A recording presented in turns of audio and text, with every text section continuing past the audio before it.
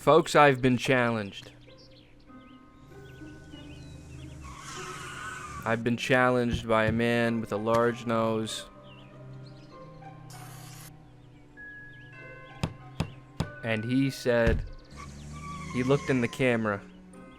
He looked right in the camera and he said, Dimitri, you could never dig a hole as good as this. Right at the end of his video. I don't know what's up with that. I don't know why he had to call me out. I've been living my life. I've been busy. I've been doing midterm grading. But I'm done grading midterms now. And someone is about to get...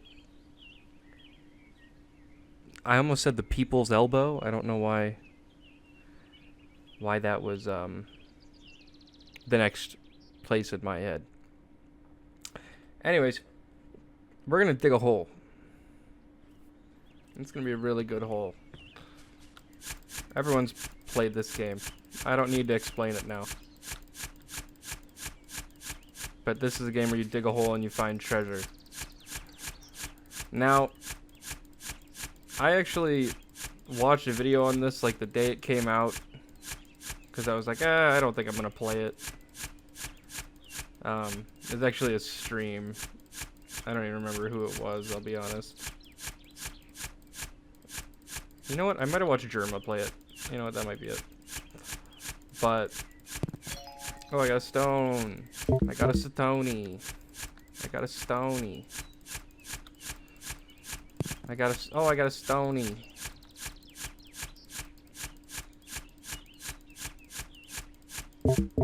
And I'm gonna dig a really good hole.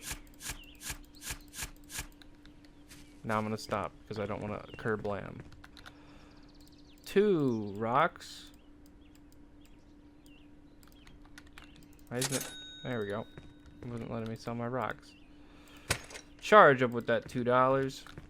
And yeah, check it out. It actually didn't mean to save, but it actually did say dynamite the whole time, Sam. Sam, look at the screen challenge level of possible. And truthfully, it was you not looking at the screen that made me decide I'm gonna build a really good hole. And everyone's gonna cheer for me. Everyone will laugh. Everyone will like me.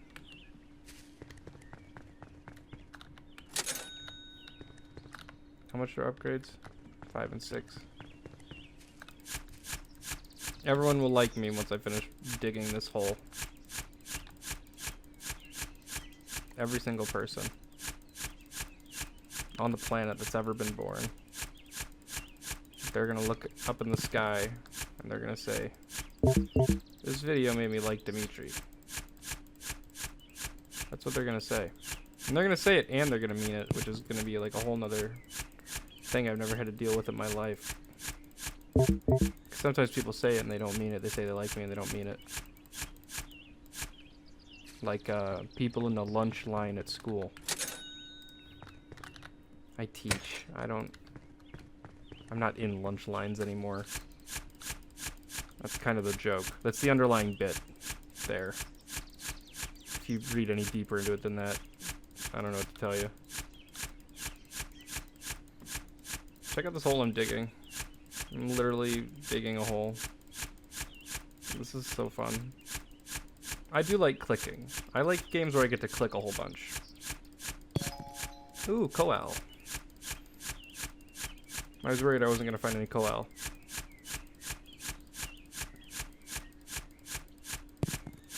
Ooh, koal. Oh, my battery is low. I also like pronouncing things the correct way. It's like my favorite thing to do. Alright. Okie doke. Charge shovel. I needed a better shovel. Beginner shovel is, as the kids would say, duty caca. Every kid says that, by the way. It's not just me. I'm also not a kid. I'm 25 years old. I'm not going back until I absolutely have to. 'Cause I don't want to waste my... Whoops. That's okay. It was like $1. I don't want to waste my battery charge.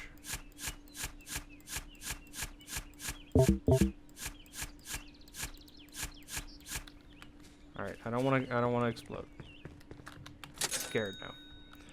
So $3, $2 charge. Alright, now let's get some moolah.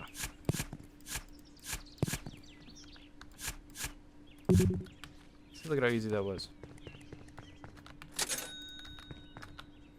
Let's get ourselves inventory upgrade. It's a very important upgrade to have. So Sam told stories when he did his video, and because I'm building a better hole than he is, I'm going to tell better stories than he does. So there's this one time, Sam lied to me and made me dig up a post out of the floor. He said it was from a hippie time capsule, and he said hippies bury their time capsules under pillars just like these. And I said, oh, Sam, you're so smart and wise and older than me. I trust you implicitly, and I know you would never do anything to betray that trust. I know you'd never just exploit me for free labor, because you didn't want to do a little bit of digging on your own. And he said, no, of course not, Dimitri. I love and cherish you. You are my best friend ever, and I would never do anything to betray your trust in me, because I understand how vulnerable children can be around people they look up to. And so, together, nothing bad ever happened ever in our lives. Check this out. Whee! Okay. Oh. So, pros and cons.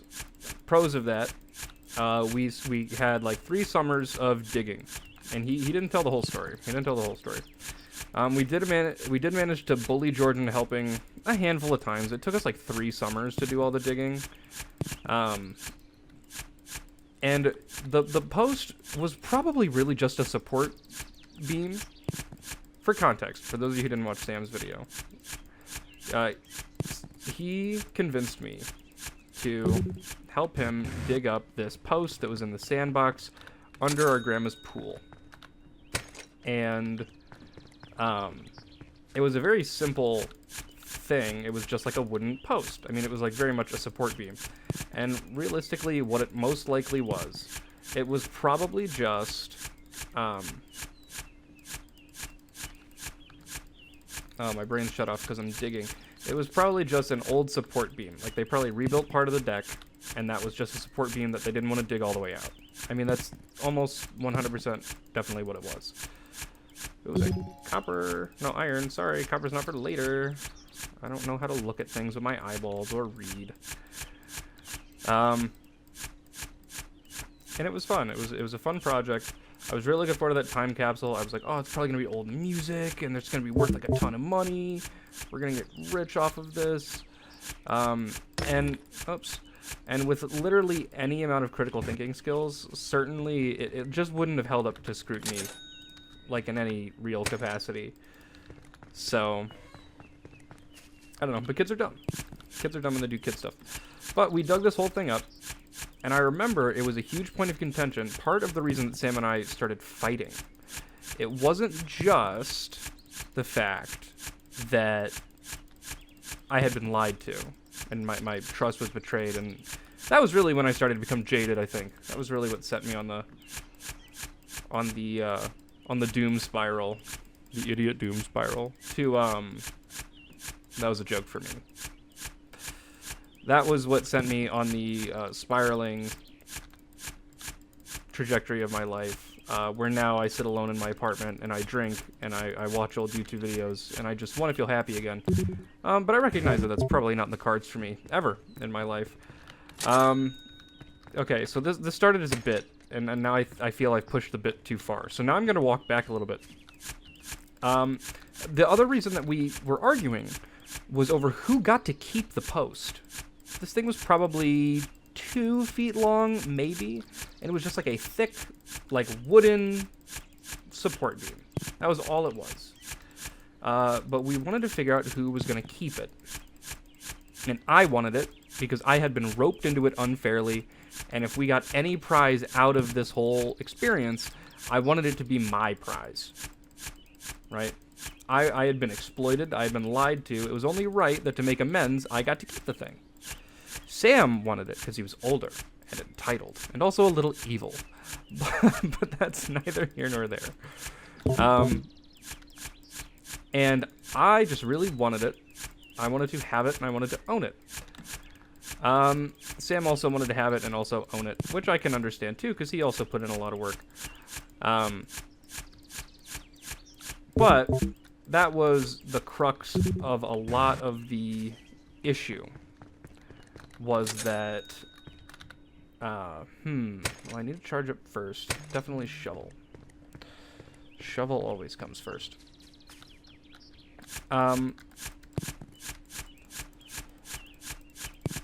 He wanted to own it. I wanted to own it.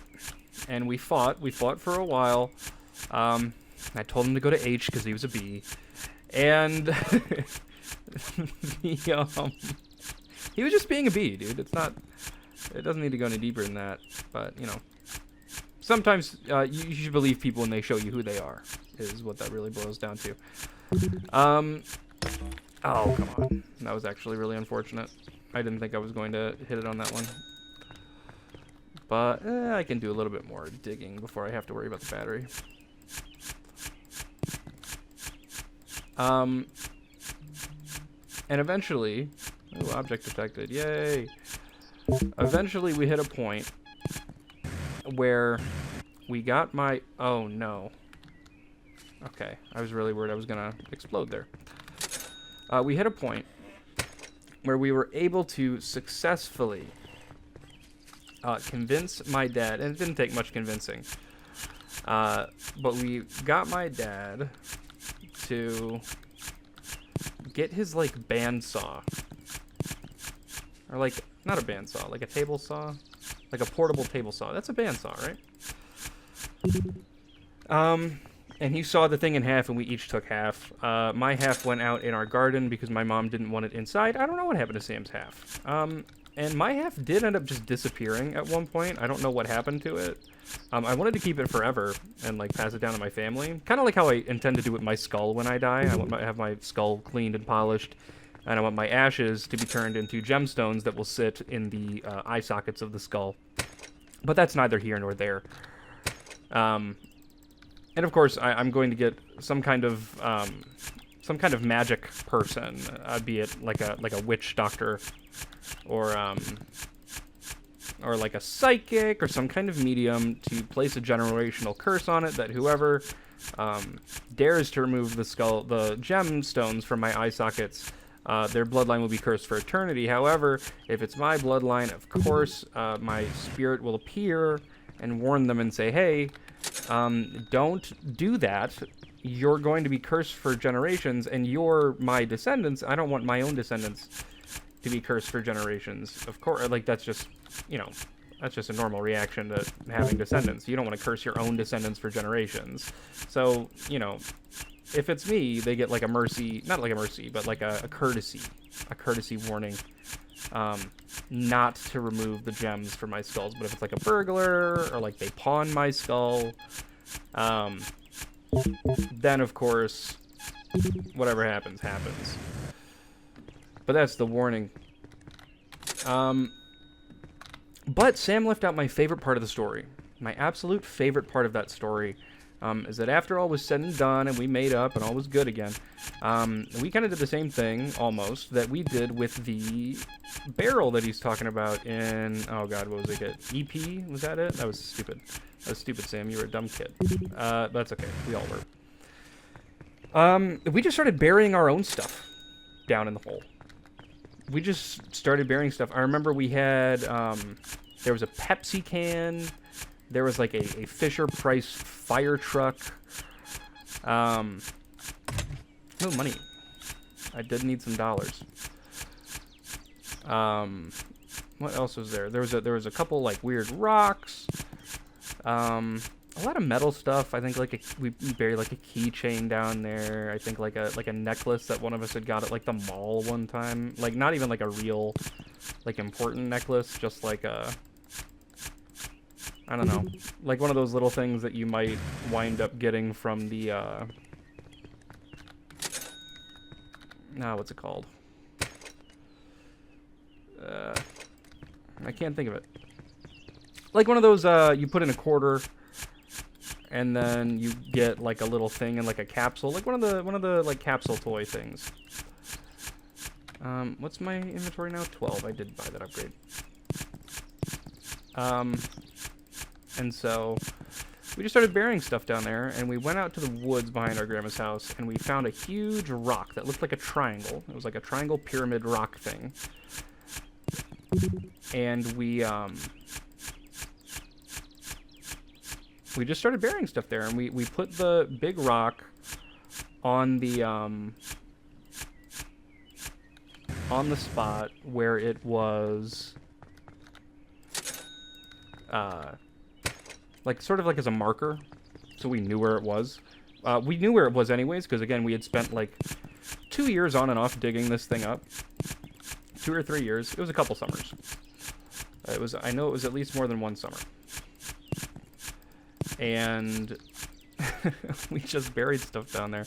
And there were batteries down there, which definitely was not safe. And just all kinds of stuff. It was largely garbage, or old toys.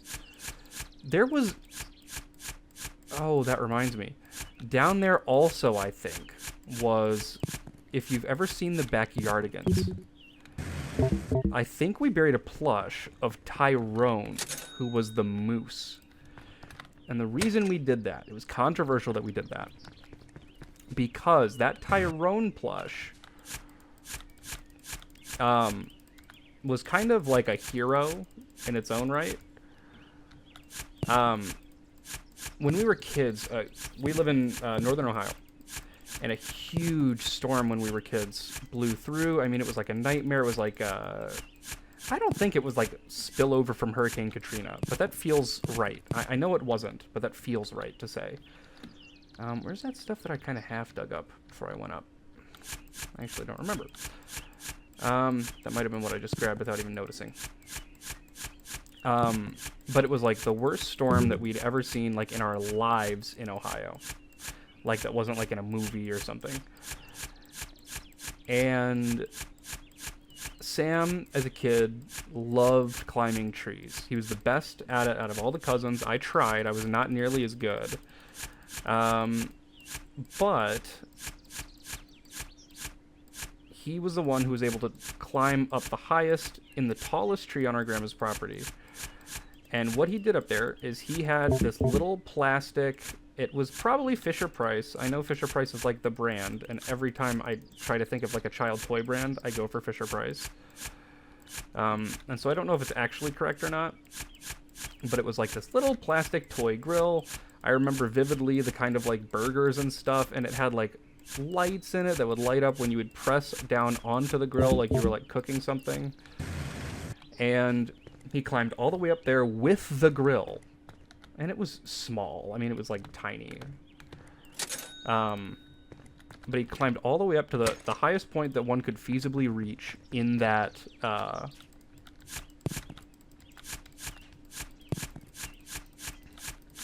tree with the grill, and he put it all the way up there.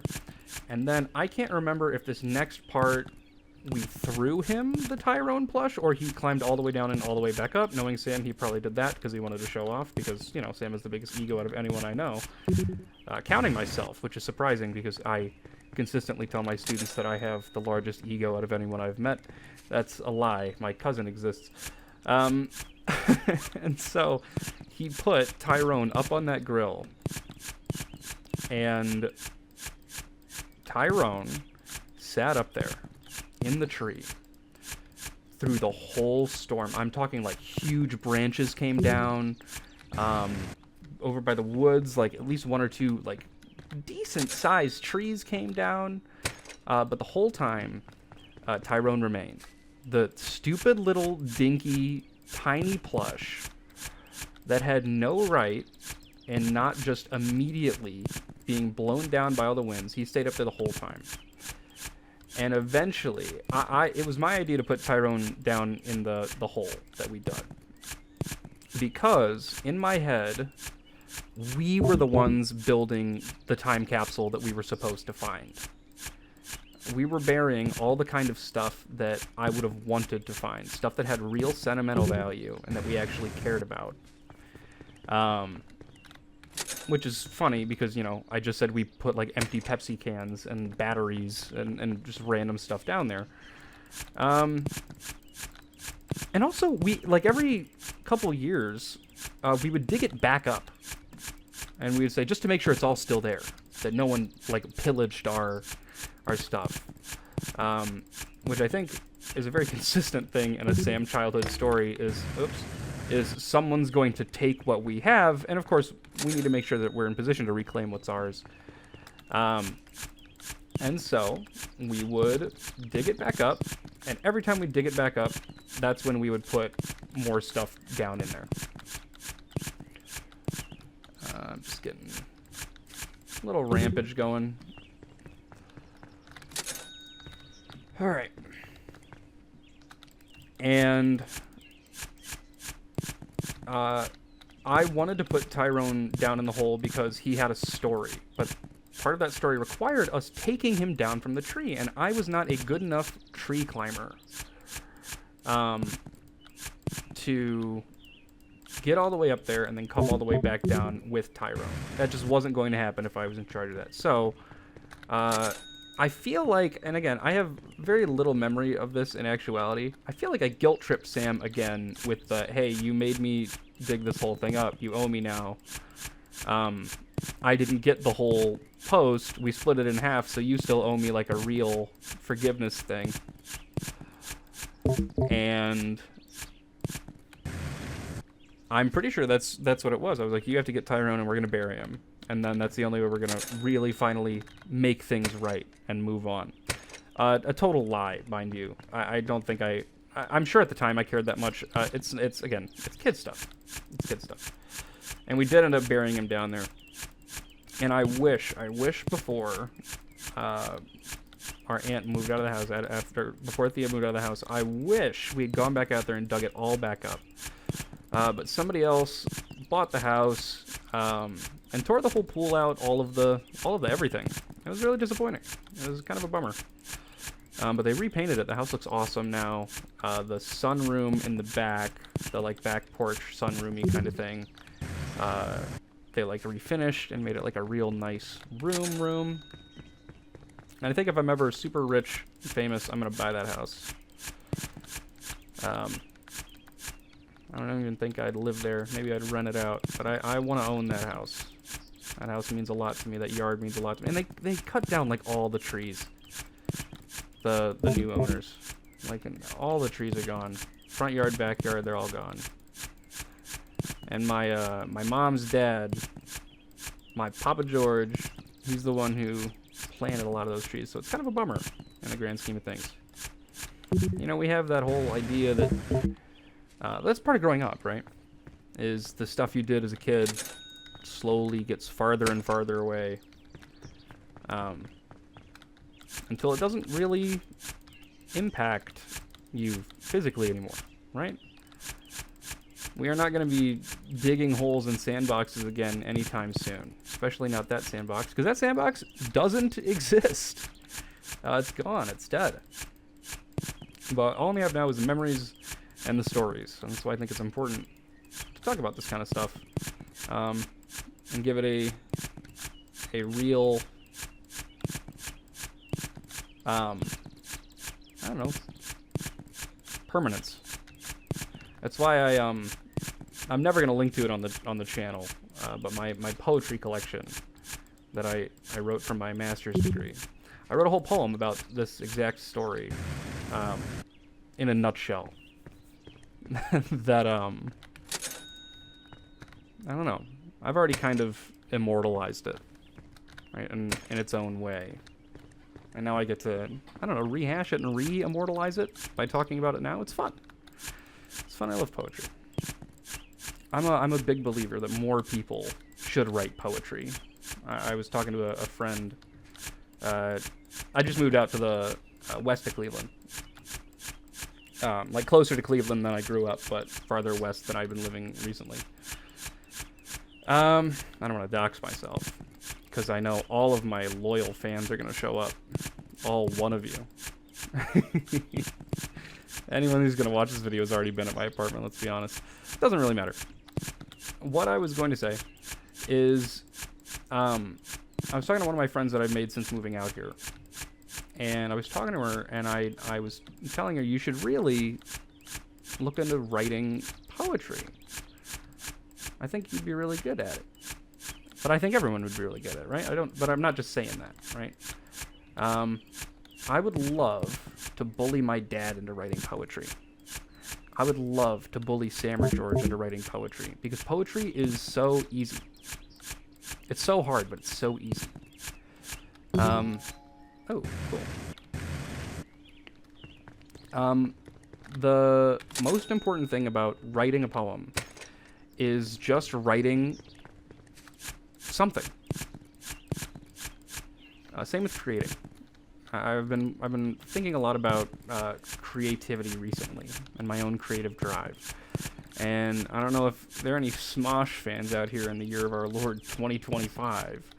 But I never really watched Smosh growing up. A lot of my friends at school did, but I don't know. I just couldn't get into it. This is embarrassing. I was more of a Fred guy, right? I thought Smosh was too crude. I was a prissy kid in a lot of ways. I talked a little bit ago about how I was like, yeah, I had a massive ego. I really thought I was too good for like everything. And as I've gotten older, I've realized that all I'm doing is stealing joy from myself, right? By saying, oh, I'm too good for that. That's beneath me. The more stuff that you put yourself above, the more you deny yourself. Anyways, about Smosh. Shane Topp is one of the big guys on Smosh. Has been for like ever since, they stopped being just Ian and Anthony. And he's recently started doing stuff on his own YouTube channel that he's, thought about doing for ages and ages. And he's like, I don't know what I want to make. And he did this really, really good video on, perfectionism.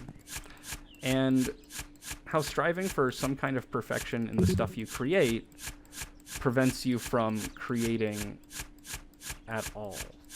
And how that can just be detrimental. And how it's way better for yourself, for your body, your mind, your soul, whatever, to just do the stuff that you want to do and not care about how it comes out. And as a perfectionist, he's also a perfectionist, he talks about it. That's some of the hardest advice that I've gotten from a million different places. Right? That's the hardest advice I've ever heard that everyone agrees on. Is the only way to beat perfectionism is just to do stuff. Gabe. The only way to beat perfectionism is just start doing. And it is actually that easy. Right? Once you shut your brain off and just do, everything gets easy. Everything gets easy. So, that's what I'm going to try to do on the channel, is I'm just going to start doing. I don't care. I'm not...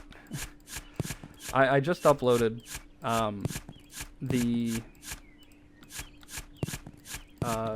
100 Ducks video. That was a stupid game, and it was an exercise in letting myself underproduce a video. My biggest problem, and I yell at Sam at it all the time, is that there's not enough production value in his videos. He just sits down, he records something, and then he uploads it. And in my head, I say, that's a really bad way to do it, because no one's going to want to watch it. No one's going to want to watch it. There's no appeal. You need a thumbnail. You can't just use the same thumbnail for everything. I bullied him into downloading GIMP, and he finally did, and he's used it like once. And I still think I'm right, but I don't know. He's been uploading daily for like a month now, it feels like, trying to burn through his backlog, but he just creates more backlog. He's never actually going to burn through the backlog going daily, but his channel's been doing way better since he started going daily. And there are not enough hours in the day to cover all of the quote-unquote production value that I keep telling him that he needs. Not enough hours in the day to do that in a way that works. They're just not. It's not cost effective, right? It's not time effective. He's got a whole nother thing. He's living in a new city. Kind of doesn't know what he's doing a lot of the time at the best of times. Let's be honest with ourselves. That sounded meaner than I thought it was going to be. But... Oh, I actually can't read.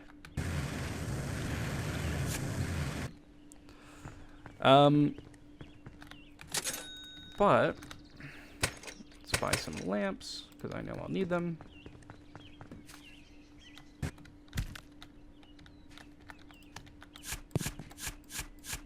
Let's open this up a little bit.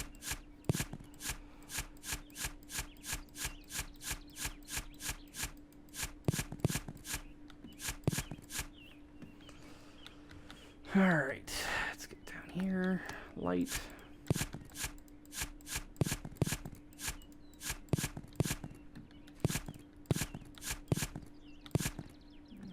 I was gonna say, there's no way I have much inventory space left. But in my head, it's like you got to put more effort in. You got to make a good thumbnail. You have to do some good edits. You have to work as hard as I would, because I'm a perfectionist. I see in my head sometimes a Sam video comes off as low effort, and it's not. He sits down, he records it, he edits it, and then he goes to work, and then he does all this other stuff. He's doing so much, and I'm like, do more, do more, do more. And that's why I don't upload, is because I will have a video, and I will want to do more, and do more, and do more. I haven't talked about it on the channel yet, but I'm working on a prize for Sam when he reaches 1,000 subscribers. And it is so more. I haven't touched it in a couple months because of breakup stuff and then moving and then everything, and I just haven't had time. But it's a project that I really, really like the idea of. And it's something I know he'll love. And he'll absolutely die when he sees it. But I don't think I need to approach it differently. Doing less is not bad, as long as you know where to put your efforts, right? This is something that I've been trying to figure out for myself, is how much effort is worth it. Be that in my own life, in my own stuff, in my own projects, whatever. We're gonna risk it for the biscuit. Yes, I saw the warning. We're just gonna do some cheeky little digging up at the top. Not gonna worry about it, not gonna worry about it. Alright. 21, now we're gonna charge up, heal up. We should be okay. Alright, I'll save video game. I'll save, you got me. But it's not that Sam isn't doing enough, it's that I expect too much out of anyone's creative process.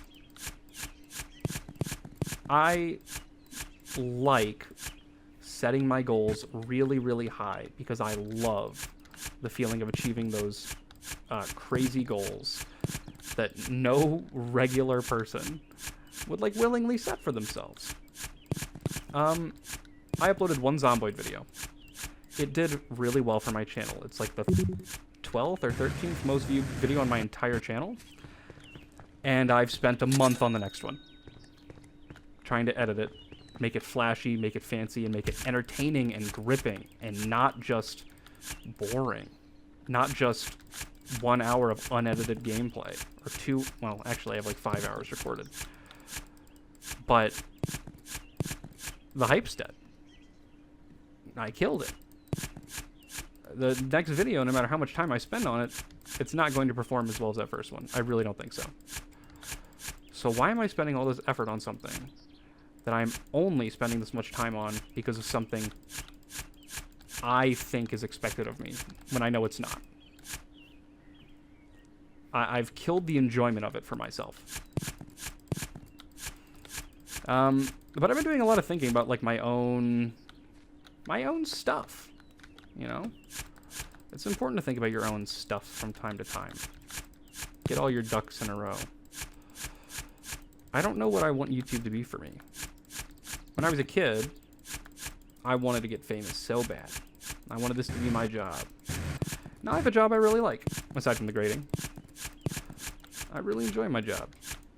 I think it's fun. I think it's I don't know, what's the word? It engages me in all the right ways. It's something I really, really enjoy. Let's get 2 more lamps. So I have them. I think we're probably getting to the point where we might need dynamite.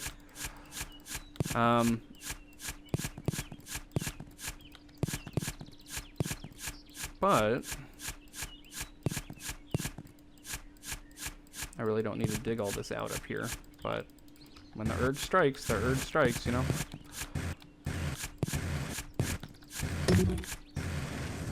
I don't know which one I destroyed there, and I don't think I care. Alright. Clean 30 bucks. Alright. So I think we're probably going to need to do some digging around or down or something here.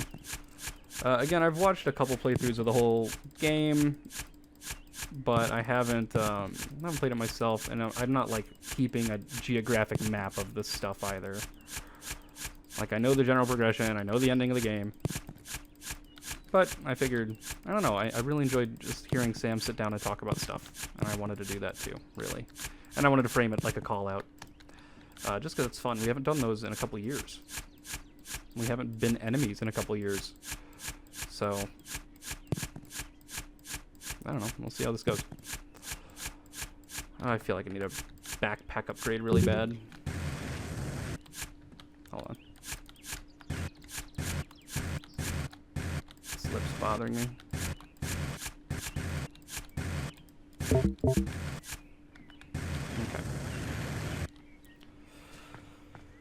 What was I going to talk about? I don't know. I just wanted to sort of talk about stuff. I wanted to have a platform. I wanted to get my thoughts out, right? So I can externalize them. As of recording this, last night, Sam has finished Disco Elysium. That's another thing I bullied him into doing. See, here's how it works. Here's how it works. Sam never bullies me into doing stuff anymore. Ever. We are not kids anymore. Sam doesn't have an idea, and I go along with it for no reason other than this is Sam and my cousin. I like that guy. Now I'm the one doing the majority of the bullying in the whole group between Sam, George, and I. All right. Let's head down this way. Oh, key. Very cool. I think that's less important on your first run. I actually don't know what's in the chest. I've seen it open. I don't remember. But very cool. 411, $8 charge, inventory up. We're good. Actually, I'm going to buy a dynamite just so I have one. But my brain's shut off. I do most of the bullying into doing stuff. Usually, if we find a new game to play, it's usually I find the games, right? Just because I find it fun. I really like looking at like the indie game dev stuff on TikTok. Oh my god, the what's it called? Repo I found out from a TikTok by the developers and like the early access stuff of like their testing videos they were making. They were like, oh yep, here's our game, check it out. But it wasn't like, and it wasn't structured like that. It was just like the devs playing the game and having a really, really fun time. And it checked all of the boxes that we have, like as a team, that we've really liked recently. We like our silly little goofiness, right? We've been getting really into the sort of Lethal Company-like games, as kind of the entire internet has. Since Lethal Company came out, it's kind of, I don't know, Lethal Company likes are the new open world survival crafting game, it feels like, for like indie game devs especially. Where if you're making a game now, it's going to be multiplayer, it's going to have prox chat, and it's going to be, oh, here's this happening, and you have to escape from these wacky situations and make sure you don't all die. It's just Lethal Company again. It's just Lethal Company again. Same with Content Warning. Content Warning did amazing, like as a game. Content Warning was great. Headliners is really fun. And I mentioned this in the repo video that went up on Sam's channel recently. I think Lethal Company is my least favorite lethal-like. I don't know. Like, it's fun. But maybe it's because I'm not like a horror guy, and Lethal Company is the truest to the genre in the sense that it is like a horror game. Right? It's funny, it's wacky, it's goofy, it has its silliness. But it's the most like a horror game out of all of them. And I just don't like horror games very much. I like the puzzle aspect of a lot of horror games. But I don't know. I get real bad anxiety when I'm playing stuff like that. Like even Content Warning, when you're alone, it's not just like the nerves of surviving that gets me. It's like actual fear. And I've never handled fear well. That's something I've never been good at. Halloween is actually my least favorite holiday. Used to love it, and I love the fun parts of Halloween. I love hanging out with friends and getting in costume, and I love candy, and I love the idea of trick-or-treating. Some of my favorite Halloween memories were just handing out candy at Jess's house, right? It's just fun. It's just enjoyable. Seeing all the kids be all happy is great. But Halloween, I don't want to say Halloween was ruined for me because I got too scared one year. But it's kind of true. It's kind of true. I was trick-or-treating, and there was something on a neighbor's roof, and then I went up to look at it, and then the neighbor's parent was in the basement, in the window to the it was like one of those basements that it's kind of like on a platform. My parents' house is the same way. Right, where it's sort of set up on concrete a little bit, like the foundation's raised a little.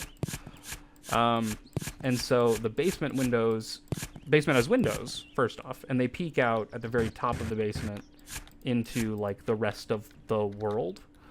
To put it that way, I guess. And I look up, I'm a kid, I'm like, oh, I want to look at the cool decorations up at top. And this house, it was a Geisel's. Their house, they always went like 1,001% for Halloween every year. They were like the best decorated house in the neighborhood all the time. And I look up at the cool decorations on the roof. They're like moving. They have an animatronic, something, whatever. It moved like just like its arms and like turned its head around a little bit. And as I looked up, Mr. Geisel from the basement reached out and went blah and like really scared me. And they were only like five-ish houses, maybe 6 houses down the street from ours. And I said, nope, I am too scared. And I let it ruin my Halloween that year. But I also let it ruin my Halloween for like the next 3-4 years. I refused to go trick-or-treating. And when maybe not that long, maybe 2 years. Because when I went trick-or-treating again, I refused to go to the Geisel's house. I was like, I'm not going there. It's too scary. I'm not doing it. And so, like, I've never been, like, a horror game person. I've never been, like, a horror movie person. I don't like being scared. That's, like, my number one thing I do not like. Is I do not... Oh, I forgot to read. I don't like being scared. And so I've never been a huge fan of Halloween or horror stuff. And so the lethal likes that are more horror-like, and here we're going to get into some ideology stuff that I've been talking about with Sam and George recently. I tend to lean out of horror. This has been another big thing of mine for the past while, is I've been thinking about how I approach things, how I approach life, how I approach hobbies, how I approach games or movies or books or TV or anything. Nope, another cave. And this is sort of an ideology that started for me, I want to say when the Star Wars sequels were coming out. Am I a Star Wars fan? Yes. Am I going to tend to like more Star Wars projects than I dislike? Yeah, because I like Star Wars. I like the world. I'm not going to be annoying about, oh, they're ruining Star Wars. They're not. They're not. You're not the target audience anymore. Star Wars is a kid's franchise. You are no longer a child. Of course, it doesn't feel as magical as it did when you were a kid. Nothing in life does. And there are those few things that can recapture the feeling of being a kid again. Those are the things we latch onto. But now, you're looking for Star Wars to be something it's not. Your expectations. It all comes down to expectations. Your expectations for things have the incredible potential to ruin your enjoyment of them. After The Force Awakens came out, everyone had an opinion on what Star Wars should do next. Everyone did. I did. Oh my god, I wanted a Luke, Rey, Kylo, Snoke, 2v2 Master and Apprentice duel so bad. I wanted it to be Darth Maul and Qui-Gon and Obi-Wan on steroids. I was like, oh, it'll be so good. We'll get to see Jedi Master Luke on the big screen. It's all I ever wanted. It's all I ever wanted was to see old EU Luke on the big screen. Mark Hamill gets to be Jedi Grandmaster Luke, the Jedi I saw in the Jedi Academy game, where he's powerful, but he's calm. All this cool stuff. We all had opinions. We had opinions on what we wanted. And when they went a different direction, we got mad. I will admit, I enjoyed The Last Jedi, but I came out of it disappointed. Because it wasn't what I expected.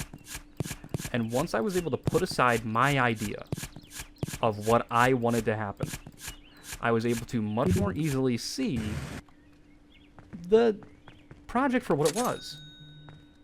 I was able to take a look at the thing that was produced and take it on its own merits and judge it for what it was, not what I wanted it to be. And this is the discussion that I keep having with Sam and George about video, usually George, especially with disco. So I don't know, I haven't talked about this on the channel. Sam, I think, has, to a degree. I don't know how in-depth he's gone.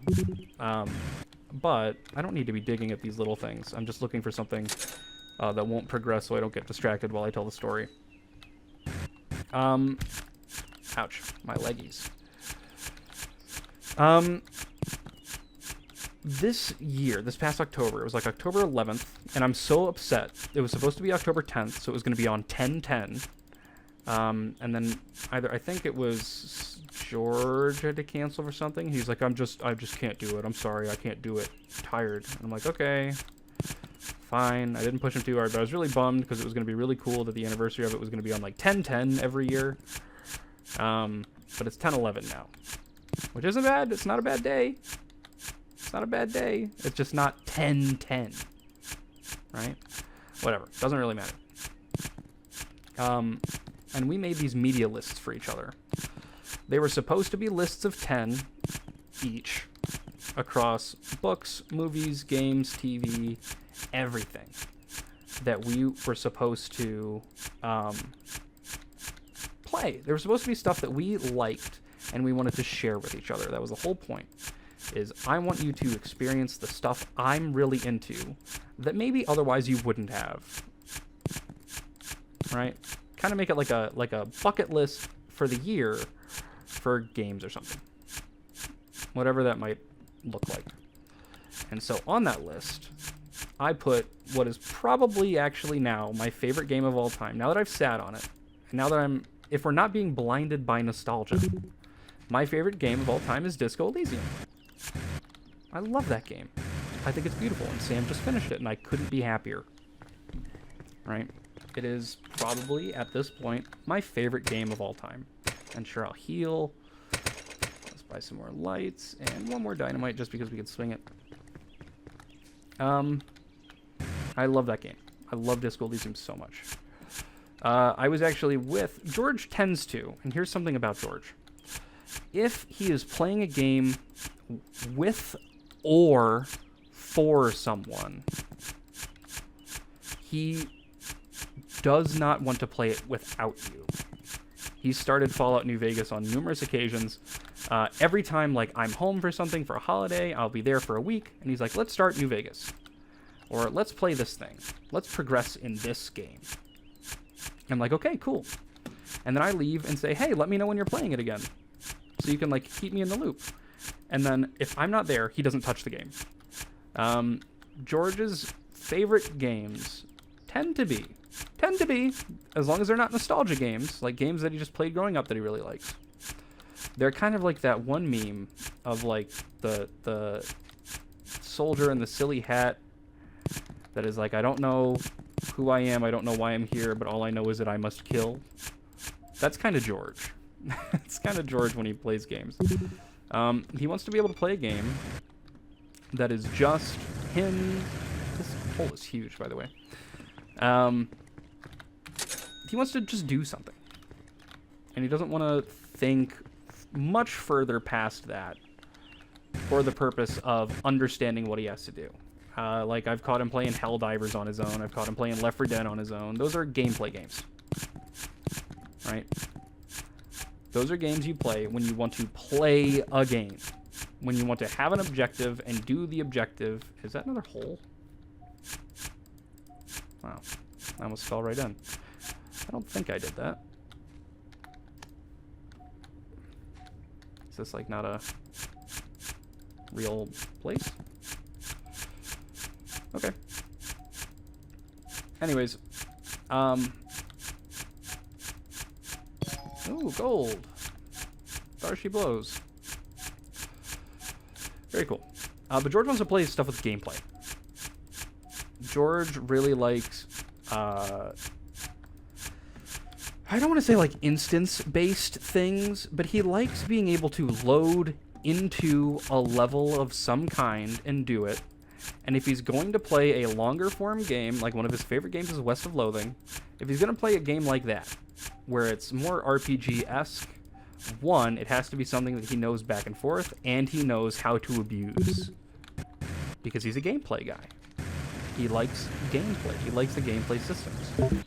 Sam likes his open world crafting. He likes games he can take at his own pace, and that he can play for 30 hours and not progress at all. Or he can play... Oh, drill time. I didn't even notice that this was the drill. Games that he can play for 30 hours at a time and not really progress and just do tweaking and little stuff. Or games he can rush progression in and get like 1,000,001 things done in the span of, like...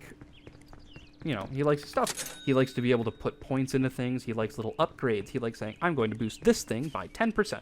Or I'm going to do X% more damage. And Sam and George are alike in that way. If I'm going to sit down and play a game by myself, I like long games. I like games that are not over after 10, 15, 20 hours. I like to put tons of time into my games, but I need those games to have a narrative. I need them to have a strong, compelling narrative that I like. I like Disco Elysium. I like Knights of the Old Republic. I like JRPGs. Oh my god, don't get me started about the Yakuza series. That is like my favorite as a game series. As a series, I think that's my favorite game series. As something that has like more than 2 entries, because obviously Knights of the Old Republic is like my end-all be-all for sort of stuff like that. But it's not really what I think of when I say a series, because Knights of the Republic is 2 games and an MMO. It's not really a series. That's like a couple games. Yakuza has like 10 games in it. Now, Pirate Yakuza just came out. I just beat it the other day, finally. And it was awesome. I will say, it didn't hit me emotionally like the other games do. But that's okay. I kind of didn't think it would, being that Majima was playable again. But I really liked what they did with it. It built the world. it continued to build on the main plot, in big heavy quotes, after the end of 8. I really enjoyed it. I loved it. I platinumed it. I got all the achievements. I don't think I'm going to do a New Game Plus anytime soon, but, you know, I want to do one eventually. But it doesn't really matter. It's not something that I'm, like, in a rush to do. So, I landed on, like, a little floater, and I hate those. I don't know. Let's pick a different direction. Let's go down, like, here. Let's pick a weird direction. This isn't somewhere I've been. I want to explore a little bit. I like using this time to just talk about stuff. This is fun to me. I'm really enjoying it. But I love the Yakuza series. George put Yakuza 0 on Sam's list. I didn't put it on the list. I was going to. But I ended up not putting it on Sam's list because this year I made one list for both of them. I made, here's 10 things that I want both of you to consume. So in total, only 10 objects will be done. Right? Only 10, like, things. But, I'm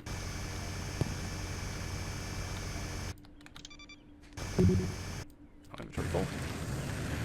I wanted to make separate lists. I wanted, here are 10 things that I want George to play, and then another 10 things that I want Sam to play.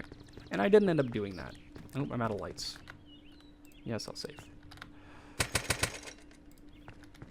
But I ended up just doing one list, and George has already played Yakuza 0, so I couldn't put that on the list. That was another thing. We made some rules around it. It had to be stuff that we played and enjoyed. Although I think George gave me a game that he hasn't played. I don't think he's played the Warhammer Mechanicus, I don't think. But he put that on my list, and I've enjoyed it so far. I haven't beaten it. It's hard. Tactical games like that I really enjoy. Like, I accidentally put something that George already did play on his list, and so we kind of remedied that by... I had an honorable mentions list, and I put XCOM 2 on it, and George said, I'm going to do XCOM 2 instead of the thing that I already did. So, that's what he did. And does this loop back around to someplace I've already been? Yes, no. I thought it did, but I might be wrong. Put that there. Whoops. Oh, my light. That's really unfortunate. Okay, hold on. Let's make this ramp a little smoother. At least I thought I was going to make it a little smoother. I gotta stop. I'm going to just keep destroying ore. Alright. Dude, this place is so bumpy.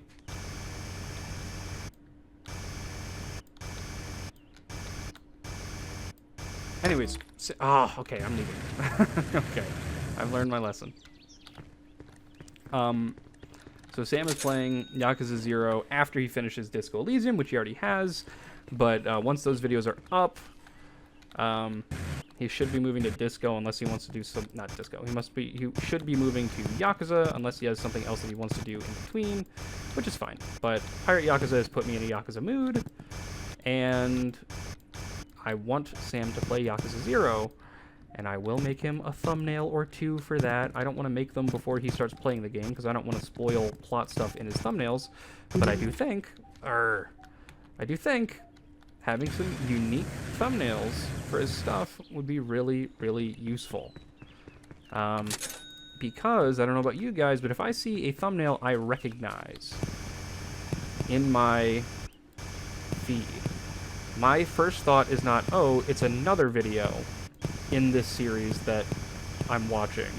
I think, oh, I've already seen that video, and I scroll past it. Right? I don't know why I did that. But that's just how my brain works in that regard. If I see a video that I think I've already seen, I just don't look at it. And so when Sam uploads a million videos with the same thumbnail, I'm like, maybe not great. Even just putting the text on it somewhere, right? Or like a little clip art of something.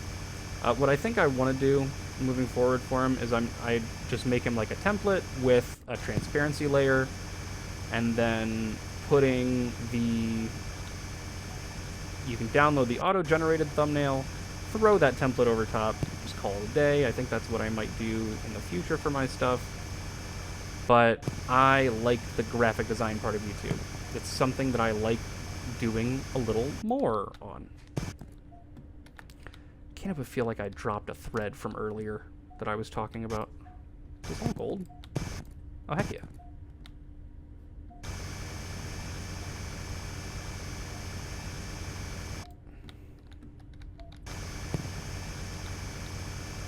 Let's open this up a little.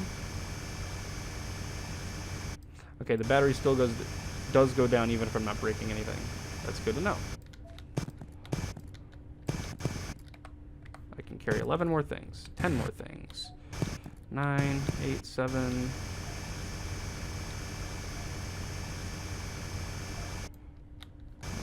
This is some pretty... Oh, other key. Very cool.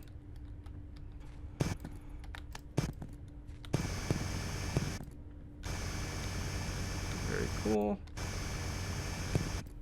Silver. Inventory full. Okay. Oh yeah, we're gonna make bank on this trip.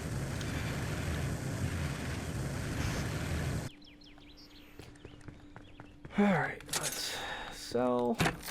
Ooh, dynamite radius upgrade and a teleporter. Very cool. I can only use that once though, right? It says I have ×1. I don't want to mess with that. I don't want to burn it and then have it be gone and dead. Little floater. Oh my god, watching Sam play the video, he left so many little floaters. And I saw them all in the video, and while I was watching, I was like, how is Sam not seeing these floaters and taking care of them? It's more difficult than it sounds. I'm sorry I got so mad at you, Sam. I will not correct my behavior, but I will acknowledge it.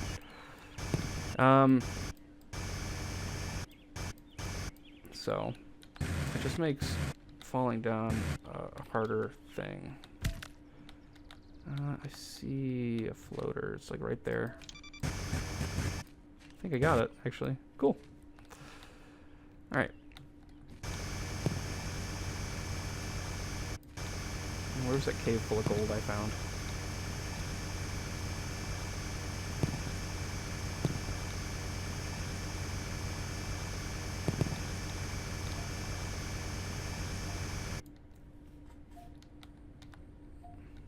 Is this it?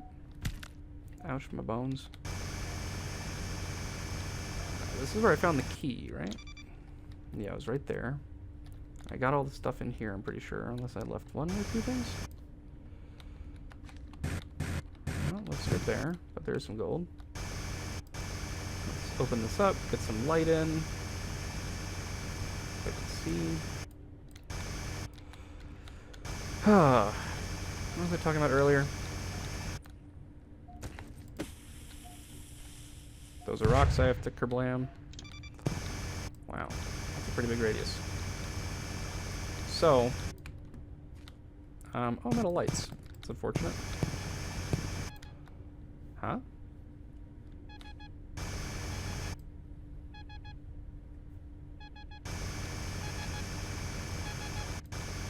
I'm gonna need a light. Oh, you know, I bet that teleporter is so if you run out of, you can stay down and run out of battery.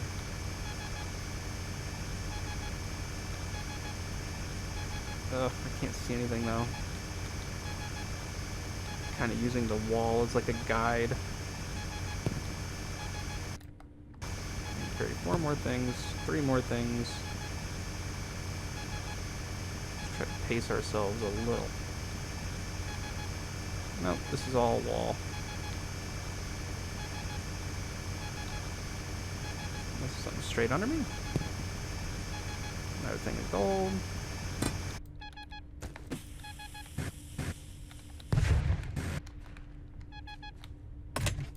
Ooh, money bag. Like the Monopoly hand. Was it a good idea or a bad idea? Oh, it's not wide enough for me to like fly all the way through yet, so probably bad idea. Gold, one more I can carry. Is there only one more gold in here? Cool. Alright. So now it's starting to get lost a little bit. Just a little bit. Let's open this up so I can see. Oops, that's alright. Oh, that's alright.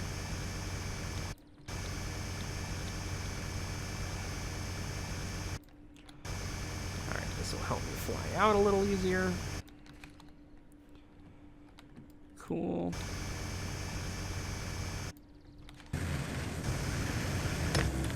That's okay, it was just a rock. I'm trying to think of the last thing I remember talking about. The last thing I actually remember talking about is probably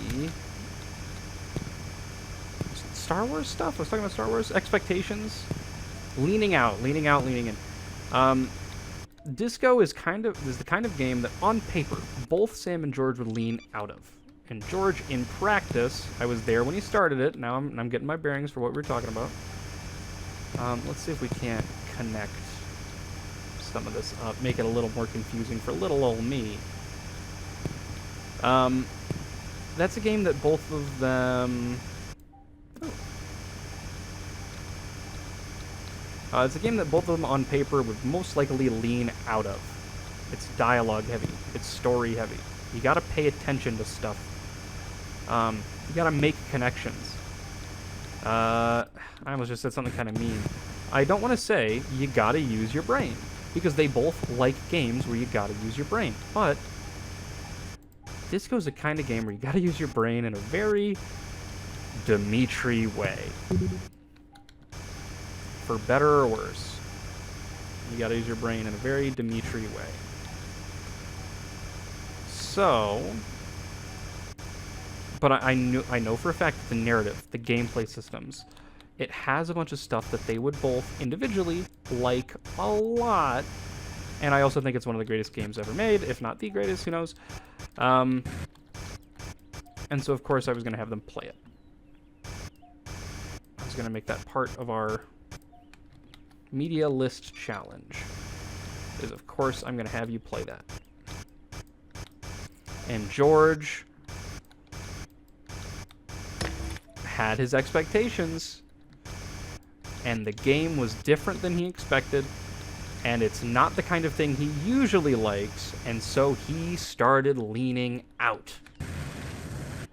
And I said, "Arg, George, just lean in. It's not what you usually expect, so lean in. Take it as it is, not as the thing you want it to be." And now that Sam has finished it, and Sam and George have a similar tolerance for games like that. I've talked to them about it. And George started asking questions like, when does the plot pick up? Does it actually really get good? And I said, at the time, Sam hadn't yet beat it, but he had gotten pretty far. And I said, you guys are very similar in that regard. Ask him. And Sam said, George, it really, really picks up. And it gets really good. And maybe he's saying that just to appease me. Who knows? But I think he enjoyed it. Especially with how much he played it. Of course, maybe he just wanted it to be over. He did record, like, 4 videos worth of disco content last night. So, he did enjoy it. He did play through it. We've talked a bit about it. But I love it. I think it's amazing. I think it is art, to be plain and simple. I think it's just perfect. I don't think I would change a thing about the game, other than giving it a sequel made by the people who wanted to make the sequel and planned out a sequel, and, you know, intended to make that sequel. Anyways, doesn't really matter at the end of the day. But I am going to be playing, like, I think maybe I'll play all of the, like, spiritual successor games for the channel. Like Hope Town, and what's the other one? Red something? All the ones that got announced on the 5th anniversary of the game. I think maybe I will play all those on the channel. I might stream them. Might be easier. But those are also games that I want to be able to take on my own time and engage with them in a way that I wouldn't if I was on camera. You know what I mean? We all want to enjoy things, but we don't want to be forced to enjoy them. Which is part of the list thing, is I want to force my friends to enjoy the stuff that I enjoy, but also I want to have people to talk about them with. I went to a conference a couple years ago, which, I say a couple years, it was really like a year and a half. It was October 23. Not 24. But I went to a conference, and of course, this is where, at this conference, that was when I decided I was going to play Disco Elysium. Because I went to a presentation on Disco Elysium. Well, it was on gaming in general. There was one on Hades, one on Disco. And the third one... There were 3. It was Hades, it was Disco Elysium. I'm sipping my water bottle. Oh, this bro's empty. That's disappointing. But it was Hades, it was Disco Elysium, and there was a 3rd presentation. I don't remember what it was, I'm sorry. I remember enjoying it, I'm sure. But it was a really good presentation. All of them were. I'm sorry, I can't remember now, though. It's okay. I doubt anyone remembers my presentation from that conference. Oh, I was digging here before, wasn't I? This isn't where I wanted to be.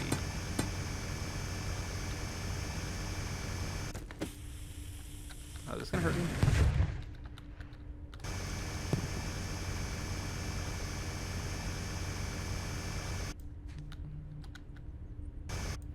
Well, I'm sorry, third person. I'm sorry I forgot your conference. If I remember, I'll say something, but... Why do I feel like it was about identifying with characters? Unless that was the idea I came up with. I want to write an essay on the difference between perception of games and, like, relation to characters when they are characters that have set personalities and, like, exist and are characters versus the idea of a self-insert and how we relate to those. I think a project on that would be really fun. But that's when, because I had heard of Disco Elysium, I heard it was good. I kind of didn't really know what it was about. I just knew it was like a detective game, and it was kind of, you know, psychological, and also that it was good. But that was all I knew about it. That was genuinely the only thing I knew. Gold. Do I have space? I'm gonna find more gold. Yes, I do.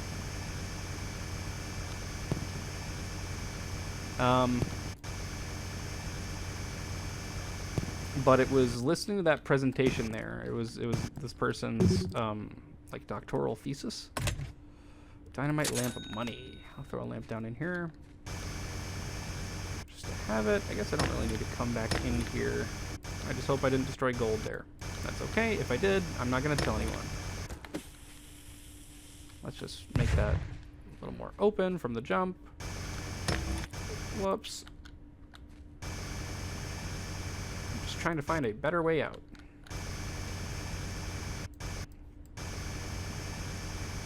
But the presentation there was about Disco. One of the 3 presentations at that panel was about Disco Elysium, and it was so interesting to me. And it engaged with the text as like a doctoral thesis would, or a dissertation rather is the term. If I'm going to strut my stuff as an academic, I should probably get that stuff right. I really enjoyed listening to that presentation and experiencing it and learning about this game in a way that I hadn't really thought about it before. And that made me want to play it really, really bad. And so I did.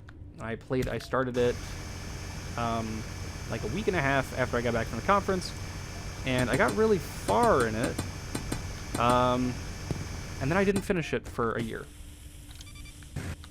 I got pretty close to the end, but me being me, I wanted to look up some optimal ways to do things. Not like, oh, what are the right choices to make, but like, hey, here's something that I'm really interested in. I want to make sure that I don't miss it if I do certain things. And I did. And of course, me being me, I started engaging with like the online community for the game. I ended up getting some stuff spoiled for me. Like I knew how the game kind of ended and stuff like that. And I lost enjoyment that way. And I knew how the game ended. I knew how stuff in the game went. And that killed my drive to actually play the game myself a bit, which I'm really disappointed about. But I did. I think it was like a week before I would have hit 1 year since I started the game. I sat down and I finished it last October, or like just before last October. Might have been last other month rather.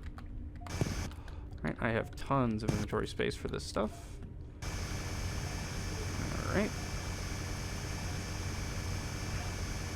Make this opening nice and wide. I can fit right through. Oh, that's a script. Money's no object.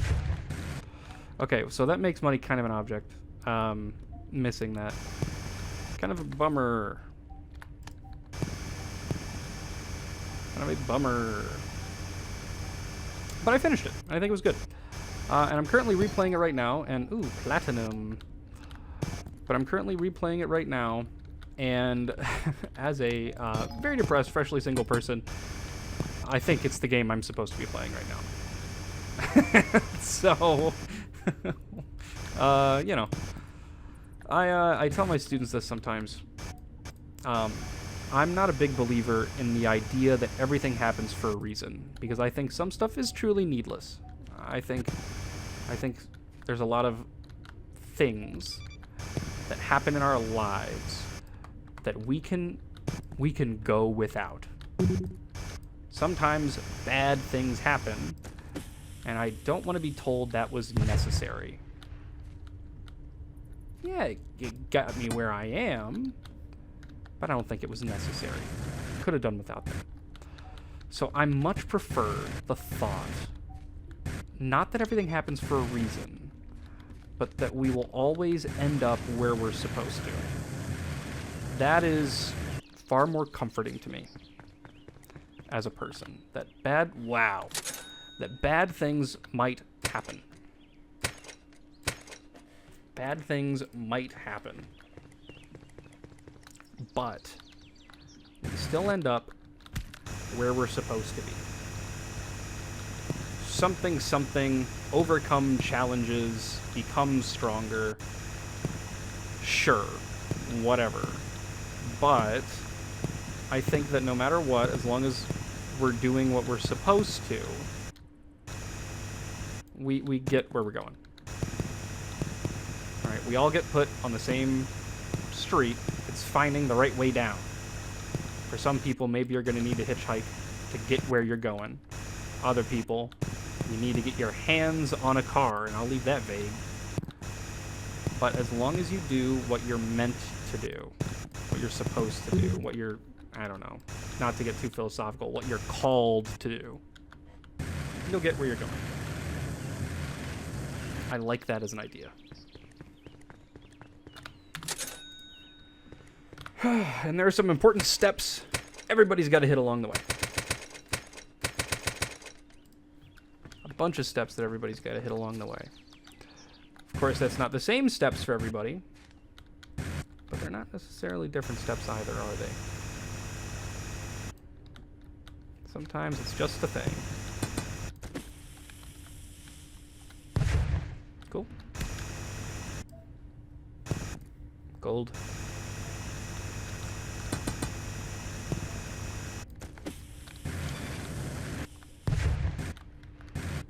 Oh, did I blow up that gold too? Bumber. Oh, this was a lamp wall. Bumber.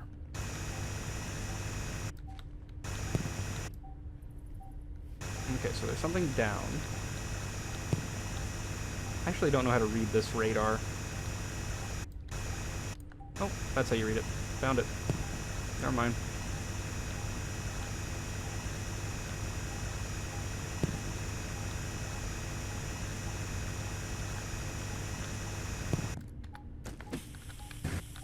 Let's get out of here. Cool.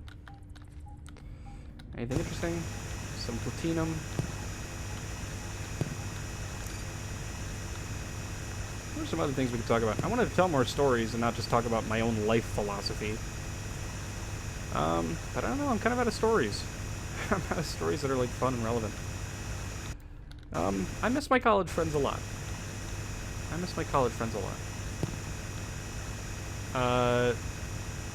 My buddy Colin, you might recognize him as being the star of Sturk Pranks #1 on the channel.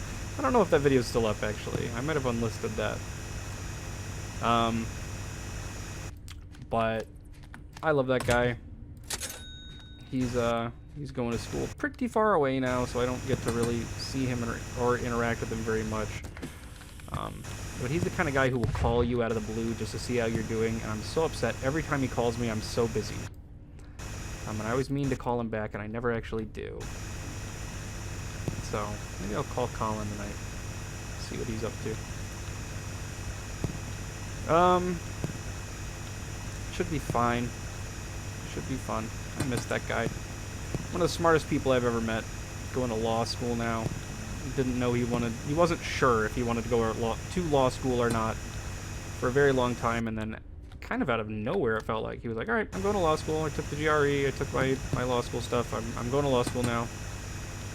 Came out of nowhere. It was wild. But that guy has probably the most consistent sense of justice I have ever seen or heard of or known about or anything in like a human being. I mean, that man is a beast when it comes to being a good person. Just a great guy. He's the kind of person that you could text him at 3 in the morning and be like, hey, I have been kicked out. I need a place to be. He will offer you his bed. That's the kind of man that Colin is. I love that guy. Great guy. Lived with him for a little bit.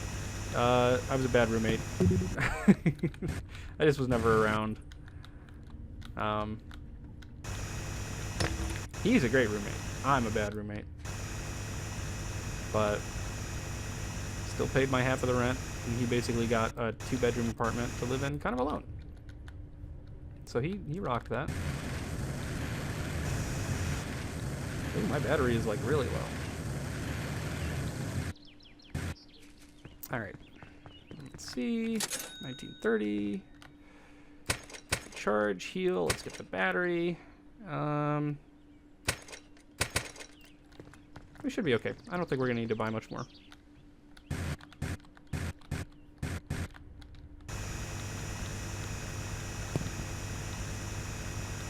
Alright, the other mine had like a little cave under it. I just wanted to see if this one did too.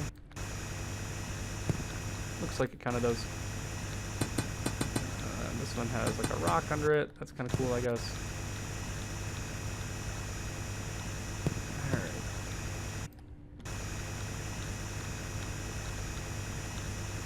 Cool.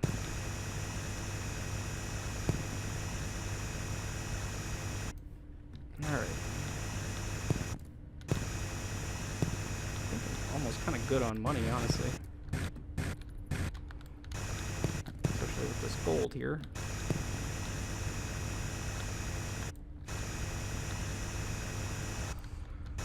Let's see.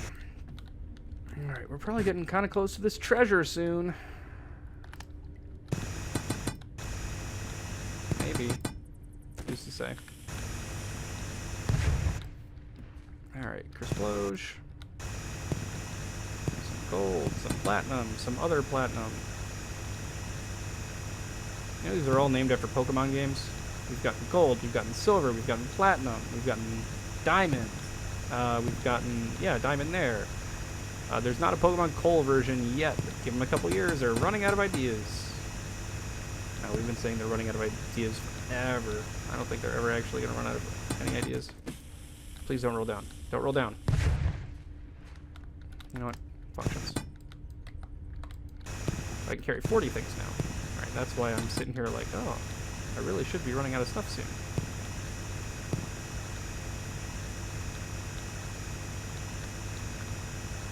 Here's a cave.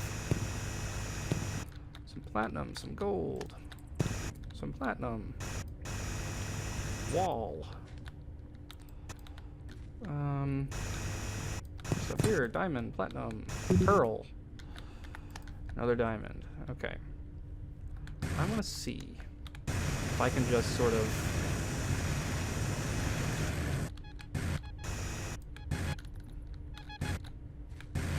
What is beeping? Oh.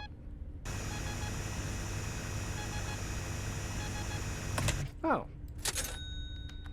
And some money bag.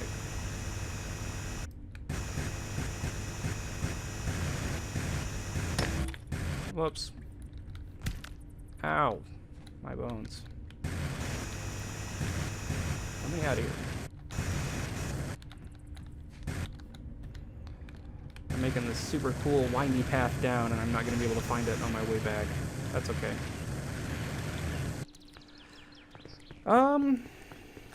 What else was I talking about? Oh, we're done with upgrades.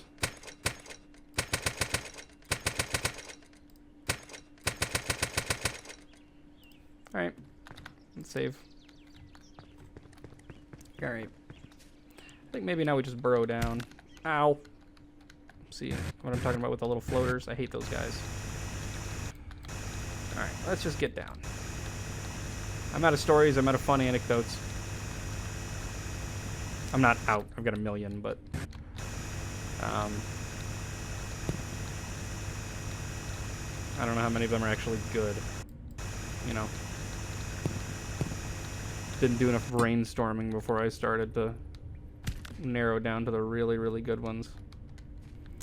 Alright, my health is kind of low. Ouch. That hurt. Diamond, diamond.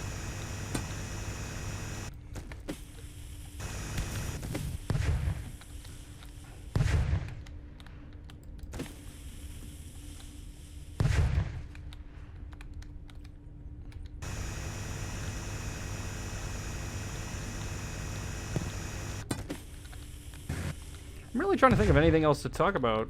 My favorite color is green. Although I'm decorating my apartment kind of with it's gray and orange.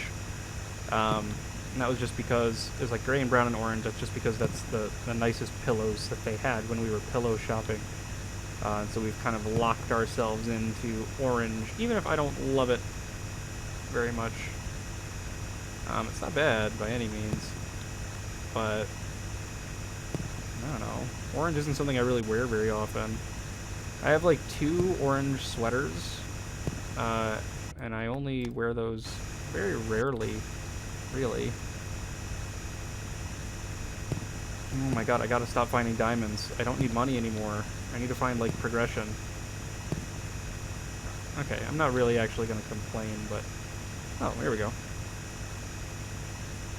This feels like progression to me. Pretty sure this here is the end of the game.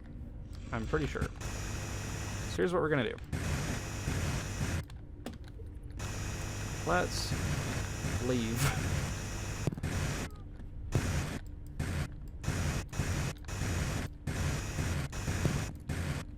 What am I stuck on? Alright.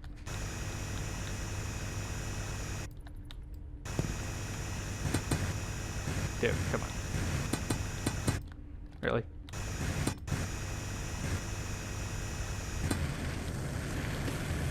Don't.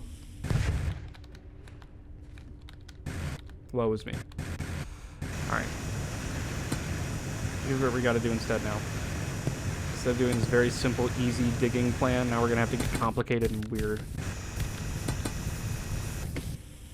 Ooh, I almost died.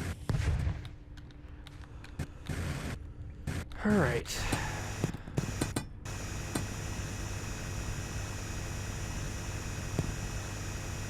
back up to platinum. That's fine.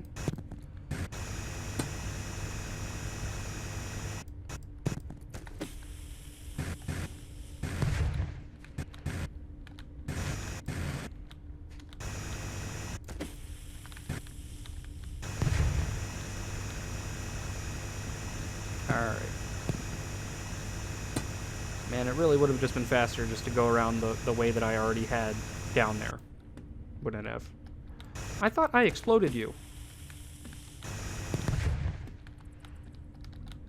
Oh my god. Do you not die? Why don't people die when they're killed? Okay. Light. I'm outie. Let's just skedad. Wow, this hole is deep. Alright. Any other fun, meaningful anecdotes I can talk about?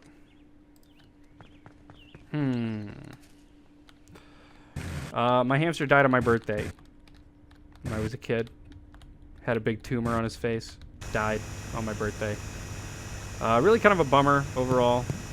His name was Ben. He was my best friend. Nicest hamster ever. Bit me 2 times in his entire life. Once when I picked him up very roughly out of nowhere. And the second time when he was like... I took him outside because I wanted to take him to my neighbor's house. And he bit me and I dropped him down on my driveway. And he was fine, actually. Normally, you hear a story from like a hamster owner that like starts like that. Where it's like, oh yeah, I dropped my hamster on my driveway. Normally in any story like that, the hamster dies. But Ben was fine. I was not tall at that point. So, he was fine. I don't remember the way down, actually. I'm gonna be honest. I don't remember the way down. I think it was down this way, right? Remember when I was like, I'm never gonna find the crazy weird hole to go all the way down? This is that moment. It's down here. This feels right. Yep. Alright, we've made it.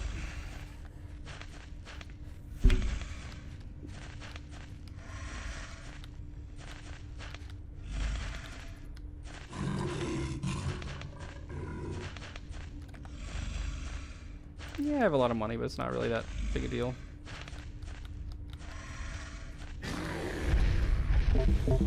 Oh, that's unfortunate.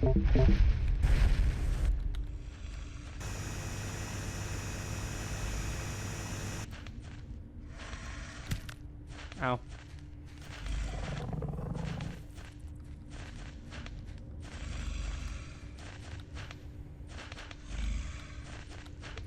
It's coming back, really.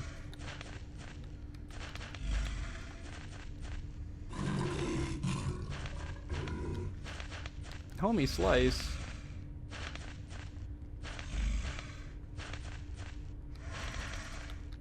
Big mole.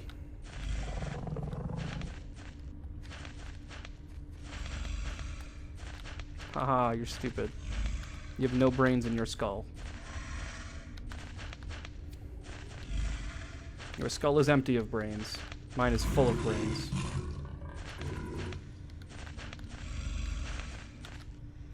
Come on, dude. Get away from my pillar. You are hogging my pillar, bro. Alright, bye. I'm faster than you are. See, even this, though, stresses me out. They're just giant silly moles. Yeah, let's just go. We just go for it. Nothing bad can happen to us. Bunny hopping makes everybody faster. And everybody knows that. They can't catch me because I'm faster than they are. They are big and slow and heavy. I am fast and quick. The treasure! Ah, the treasure! Ah, the treasure! What's in it?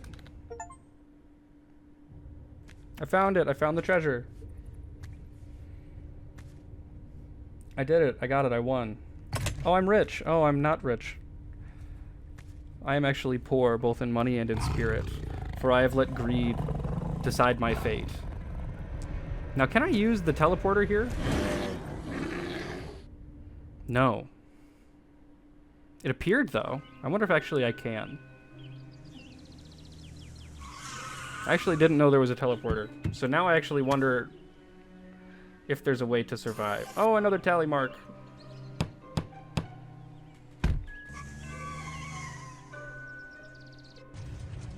Oh no, I really hope this isn't owned by moles or something. That'd be really unfortunate. Oh no, I really hope this isn't owned by moles or something. That'd be really unfortunate. Oh no, I really hope this isn't owned by moles or something. That'd be really unfortunate. Oh no, I really hope this...